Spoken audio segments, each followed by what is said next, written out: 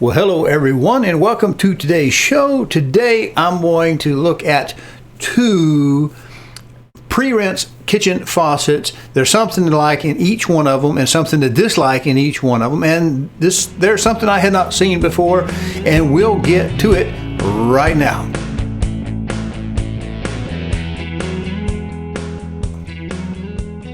Okay, the two different faucets we're going to look at were the Tilton by Allen & Roth and the Indy by Moen. And here's a picture of each one of those together.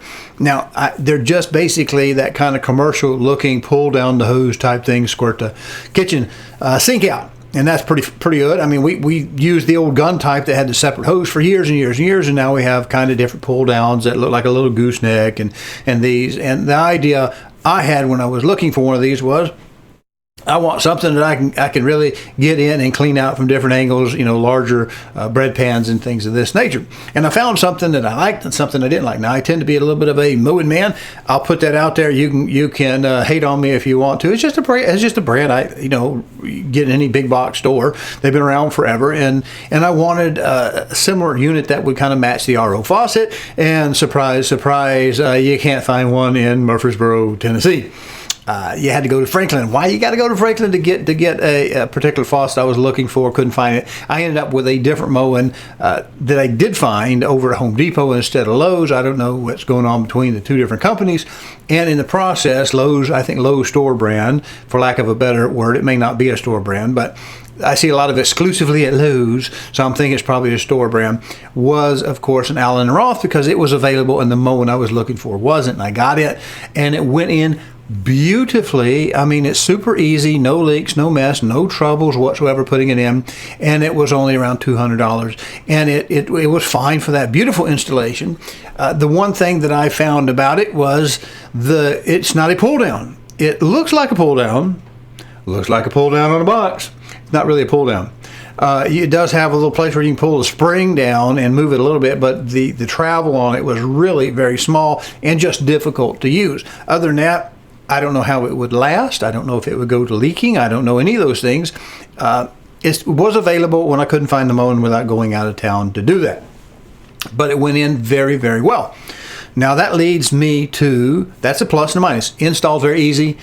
Minus, it didn't actually function as good as I wanted. I wanted one that I could actually pull the hose down, which the Moen did. And when I went and bought the Tilton in the Allen & Roth, I didn't realize that it was just a fixed kind of flexible hose type thing, and you just can't get much effort out of it. And some of the comments that I read kind of after I bought it was that it split a lot, and there were a lot of leaky faucet at the ends and all that. And I'm thinking probably they're human error, because since it does not really flex very much, only a very small amount where you can pull it, it's very limited in use. And I bet people were pulling too hard on it, and that split that little stainless looking jacket on it and ended up cutting the thin wall hose inside. That's a guess. I don't know.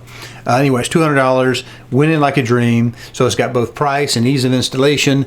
And that's in the plus, and the minus is it didn't get great reviews, and I really couldn't get the range of motion out of it. Which brings me to Moen. Not being able to find one, not wanting to go out of town, I went over to Home Depot and found the Indy unit, and it does actually pull out and work around, although it doesn't in the demo model. You can't tell it does. You actually have to look at length to see that the hose actually pulls up. It's just like a regular pull down, one of the goosenecks that we see so many of now.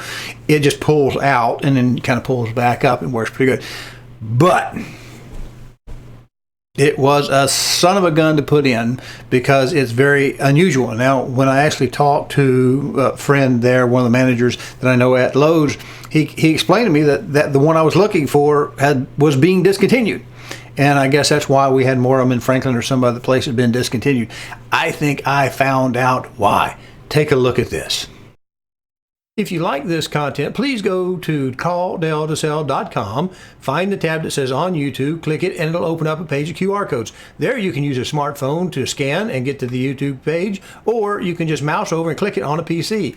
There you'll be able to subscribe to this little button over here and click the notification bell so that YouTube will notify you. Thank you.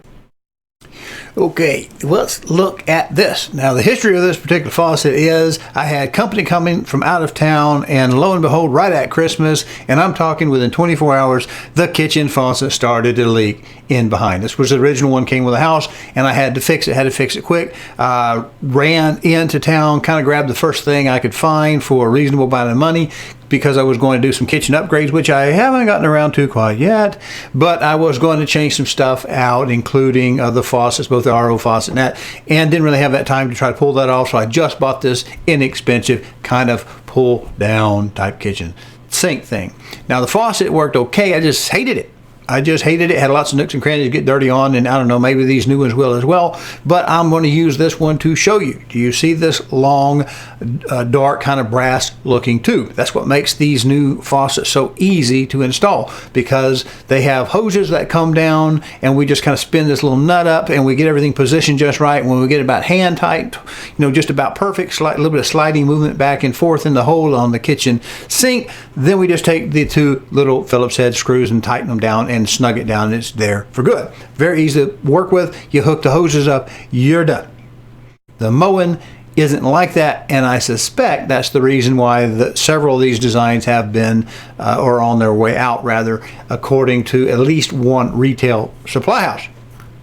It was just a pain in the butt. Now, what we see here in this picture is from underneath after we've got it installed. And what I found was the nature of the little faucet wrench, a little self-enclosed plastic faucet wrench that's used to tighten a little nut down to get it mounted.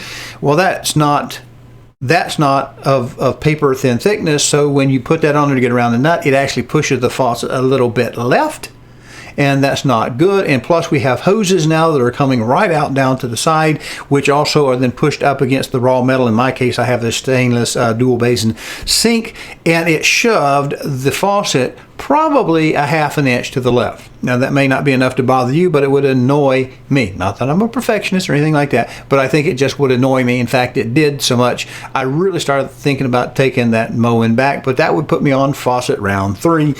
And I just had a decision to make. Will I have to cut out and enlarge the hole in the sink? Now, I don't know what every sink costs, but I know a lot of single tub stainless steel sinks. This is a dual. A lot of single tubs will run you $400, $500 for a stainless sink that comes in from the top. You can also find some cheaper ones, but anyway, it's not free, and I happen to like stainless steel because I can bleach it, I can sanitize it when I do the sausages and things that I'm fermenting, and I prefer it. It may not be cool, you may think it looks dated, I really don't care. It's my house, I'm going to do what I want to. I like the stainless sink. I didn't really want to ruin the one I had just to change out the faucet. So I ended up having to actually go in there with a cutting tool, a Dremel tool with a metal cutting head, and actually open up 3 notches, almost like to let those three hoses go deeper toward the right, so I could center up the kitchen faucet more. So I imagine that's a big problem for a lot of installations. Again, with being thin sheet metal that a pressed stainless sink is, that was a problem for me. Is it a problem for you? Maybe, maybe not. If you have 2 different sizes of tub basins, or if you have one that actually goes through the counter and you have a thicker edge there where you don't have to worry about cutting those hoses, or those hoses that every time the water hammers and it wiggles just a little bit, that it chafes a split. Because the last thing I want is a leak under the kitchen sink that rots out my cabinets. So I end up having to cut that sink out a little bit with a Dremel tool to give it relief, so that when I put the tool in, it was pushed all the way, the hoses were pushed all the way against that raw edge, so that when I pull that plastic faucet tool out around that nut, it actually let them come inside, and so they're not rubbing. But again, it depends on what kind of sink that you have. The Moen faucet would not sit center of the hole. And you have to be real careful when you start taking things away, cutting notches and whatnot, because you can't put it back when you're done. So the good thing is I really like the Moen brand, the operation. The price points aren't too bad. This was about a $300 faucet.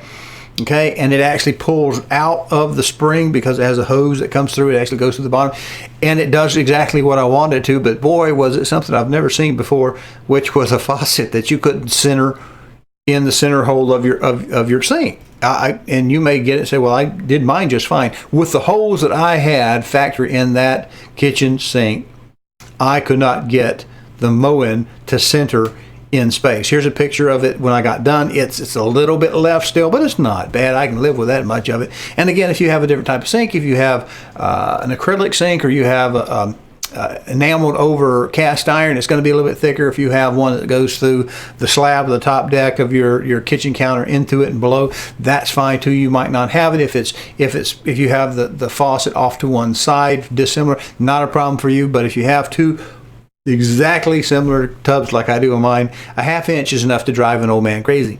So that's it. Don't really get into the warranty differences. One is 2/3 the other. One is super easy to go in. The other one functions, I think, much better, much like I would like it to do.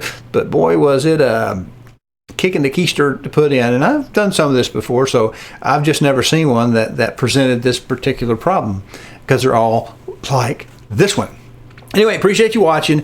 Again, the pictures, you can go back and rewind them, stop them on there to get the exact model numbers or whatever.